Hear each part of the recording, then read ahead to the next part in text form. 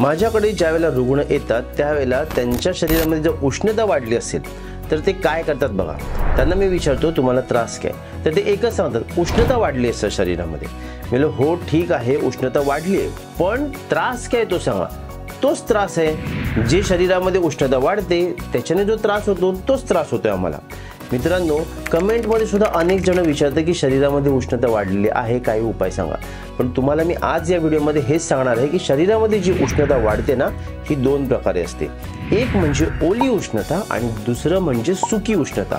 म्हणजेच आयुर्वेदामध्ये त्याला स्निग्ध उष्णता आणि रुक्ष उष्णता असं म्हटलेलं आहे. तर ह्या दोन्ही उष्णतेमध्ये फरक असा असतो की दोघांमध्ये सुद्धा शरीरामध्ये जी पॅथॉलॉजी घडते ती वेगवेगळी घडते, दोघांची लक्षणं वेगळी असतात आणि दोघांचे उपाय सुद्धा टोटली वेगळे असतात. त्यामुळे आपल्याला हे जाणून घेणं महत्त्वाचं आहे की स्निग्ध उष्णता कोणती आणि रुक्ष उष्णता कोणती.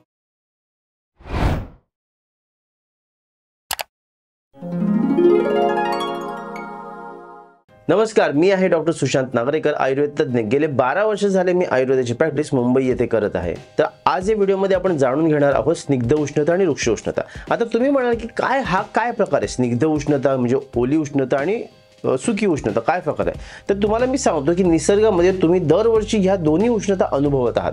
कसं ते सांगतो. ज्या वेळेला उन्हाळा असतो त्यावेळेला जी उष्णता वाढते ती रुक्ष उष्णता असते.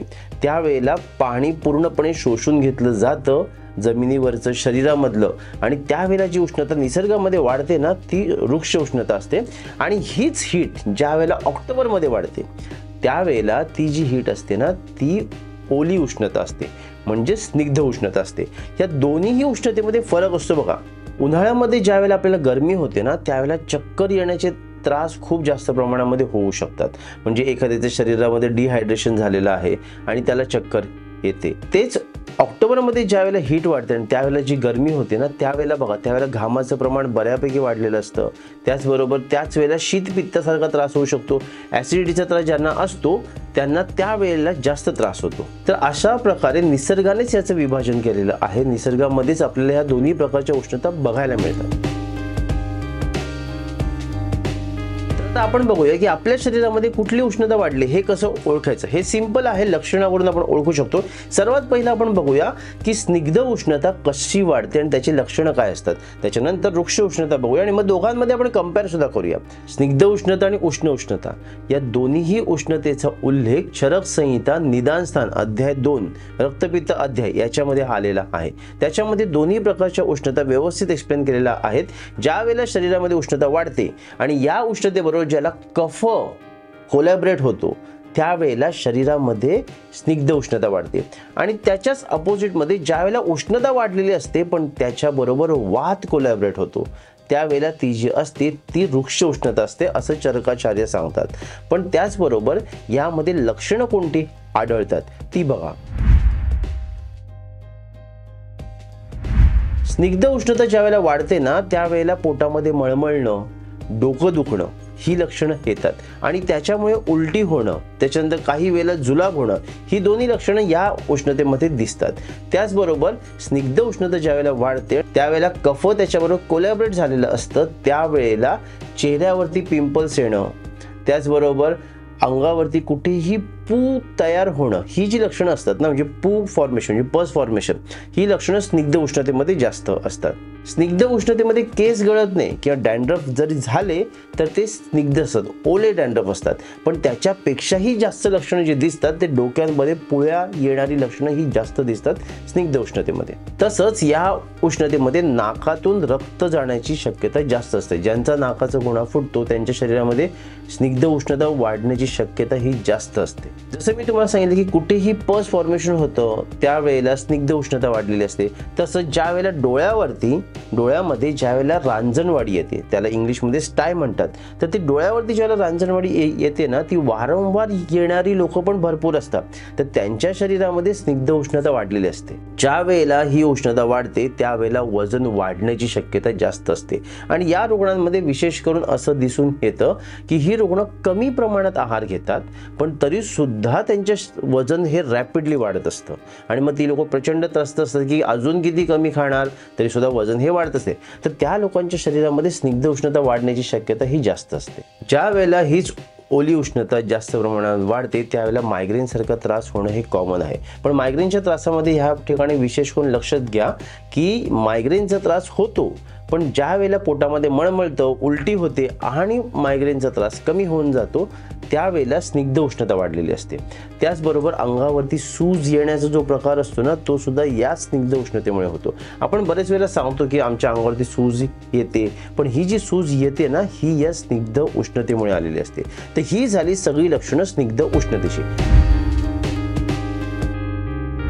आता बघा, वृक्ष उष्णता ज्यावेळेला वाढते ना त्यावेळेला त्या उष्णतेमुळे केस गळणं खूप कॉमन आहे। त्याचबरोबर डोक्यामध्ये डॅन्ड्रफ होणं आणि ते डॅन्ड्रफची खपली सतत निघत राहणं हा प्रकार या वृक्ष उष्णतेमध्ये होतो। त्याचबरोबर हातापायांना भेगा पडणं आणि भेगा पडून त्याच्यातून रक्त जाणं आणि त्या भेगात दुखणं हे सुद्धा वृक्ष उष्णतेची लक्षणं आहेत। ज्याप्रमाणे स्निग्ध उष्णतेमध्ये नाकातून रक्त जातं ना, त्याचप्रमाणे वृक्ष उष्णतेमध्ये संडासाच्या जागेतून रक्त जाणं कॉमन आहे। अनेक रुग्ण असतात त्यांना फिशरचा त्रास होतो, त्यावेळेला वृक्ष उष्णता शरीरामध्ये वाढते, आपल्या आतड्यांमध्ये सुद्धा वृक्ष उष्णता वाढते आणि ही वृक्ष उष्णता मल जे असतं ना त्यातला स्निग्धपणा पूर्णपणे शोषून घेतात, मलामध्ये वृक्षता आणतात आणि या मलामध्ये वृक्षता आणल्या कारणाने कडक संडासला होऊ शकते आणि शरीरातच वृक्ष उष्णता वाढली असल्या कारणाने ज्या वेळेला हे कडक संडासच्या जागेतून बाहेर पडतं त्यावेळेला तिथे भेगा पडतात आणि मग तिथून रक्त जाण्याची शक्यता असते। तर ही जी उष्णता असते ना, ही अशा प्रकारे वाढत असते की ज्याच्यामध्ये कॉन्स्टिपेशन होण्याची शक्यता ही जास्त असते। स्निग्ध उष्णतेमध्ये जुलाब होतात, उलट्या होतात, पण वृक्ष उष्णतेमध्ये कॉन्स्टिपेशन होतं। वृक्ष उष्णतेमुळे डोळ्यांची जळजळ सुद्धा होऊ शकते। आणखीन एक महत्त्वाचं लक्षण बघा, स्निग्ध उष्णतेमध्ये कमी खाणं असतं आणि वजन वाढतं, तसंच वृक्ष उष्णतेमध्ये खाणं हे भरपूर असतं। म्हणजे या रुग्णांमध्ये उष्णता एवढी वाढलेली असते की त्याच्याने अग्नी सुद्धा प्रदीप्त होतो, भूक सुद्धा खूप लागत असते। ही रुग्ण भरपूर खात पण असतात, भरपूर म्हणजे बऱ्यापैकी खात असतात, पण वजन कुठेतरी हळूहळू कमी होत असतं। वृक्ष उष्णता ज्यावेळेला शरीरामध्ये वाढते ना त्यावेळेला वजन कमी होतं आणि माणूस एकदम सडपातळ होण्याची शक्यता असते। तर ही झाली वृक्ष उष्णतेची लक्षणं। मित्रांनो, दोन्हीही उष्णता ह्या शरीरासाठी योग्य नसतात। काही प्रमाणामध्ये दोन्हीही उष्णता गरजेच्या असतात, पण अतिप्रमाण ज्यावेळेला होतं त्यावेळेला ह्या दोन्हीही उष्णता त्रासदायक असतात। तर प्रत्येक वेळेला आपण एकच विचार करतो की शरीरात उष्णता वाढले, पण कुठली उष्णता वाढली हा आपण विचार करतो। आता आपण बघूया की याच्यावरती उपाय काय करायचा। उपाय अगदी सोपे आहेत मित्रांनो। एक गोष्ट लक्षात घ्या, ज्या वेळेला शरीरामध्ये अशा प्रकारची उष्णता वाढते ना त्यावेळेला तिचं स्वरूप हे खूप गंभीर सुद्धा होऊ शकतं। मग त्यावेळेला तुम्हाला डॉक्टरांकडे जाणं गरजेचं आहे। पण फर्स्ट एड काय करायचा, म्हणजे प्राथमिक उपचार काय करायचे हे आपण आज या ठिकाणी जाणून घेऊया आणि उपाय एकदम सोपे आहेत। ज्या वेळेला स्निग्ध उष्णता वाढते, आता बघा, स्निग्ध गुण आहे, उष्ण गुण आहे, ह्याच्या अपोजिट गुण कोणता, तर स्निग्धाच्या अपोजिट गुण आहे वृक्ष गुण आणि उष्णतेचा अपोजिट गुण आहे शीत म्हणजे थंड।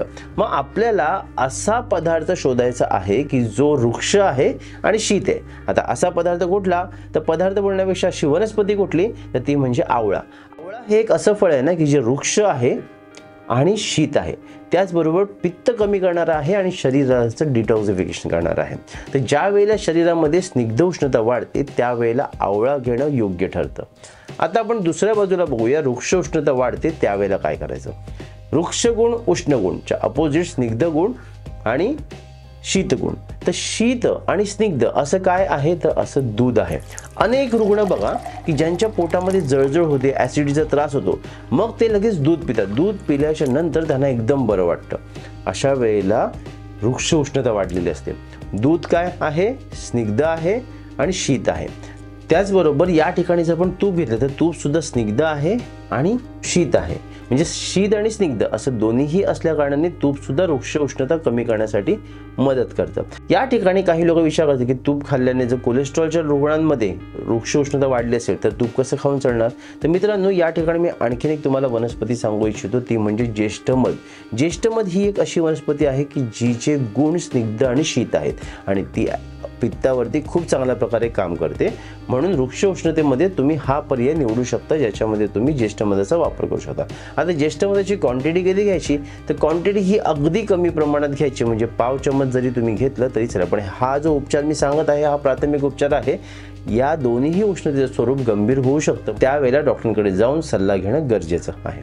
मित्रांनो, आणखीन एक या ठिकाणी मी तुम्हाला सांगू इच्छितो ते म्हणजे असं की कधी कधी स्निग्ध उष्णता सुद्धा पूर्णपणे वाढलेली नसते, वृक्ष उष्णता सुद्धा पूर्णपणे वाढलेली असते. दोघांमध्ये काही प्रमाणामध्ये कमी जास्तपणा असतो आणि त्याच्यामुळे त्याची लक्षणं जी दिसतात ती आणखीन तिसरीच लक्षणं दिसतात आणि त्यावेळेला निदान करणं डॉक्टरांसाठी सुद्धा कधी कधी अवघड होऊन जातं. म्हणून तुमचं शरीर व्यवस्थित ऑब्झर्व करा. शरीरामध्ये काय लक्षणं आहेत ही तुम्हाला माहिती असणं गरजेचं आहे. म्हणून मी वारंवार असे व्हिडिओ बनवत असतो की जेणेकरून तुमचा आजार तुम्हाला निदान होण्यासाठी मदत होईल आणि योग्य वेळेला तुम्ही योग्य निर्णय घ्याल आणि योग्य ते उपचार कराल. तर आज या व्हिडिओमध्ये मी तुम्हाला स्निग्ध उष्णता आणि वृक्ष उष्णता ह्या दोन्ही उष्णतेबद्दल सांगितलेलं आहे. मित्रांनो, तुम्हाला हे जर अगोदरपासून माहिती असेल तर आम्हाला नक्की कळवा की तुम्हाला आधी माहिती असेल, पण नसेल माहिती तर तेही आम्हाला कळवा की आम्हाला ही माहिती नवीनच समजलेली आहे.